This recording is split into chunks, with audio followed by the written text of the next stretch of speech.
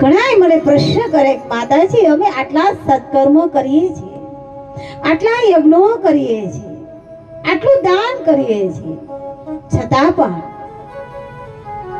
હજી સુધી અમારા જીવનમાં આટલા પ્રશ્નો કેમ છે? હજી સુધી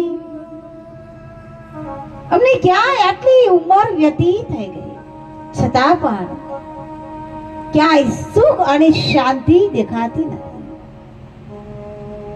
જીવનના અનેક પ્રશ્નોનું સમાધાન શ્રીમદ ભાગવતજીમાં અને રામકથામાં લખવામાં આવ્યું છે.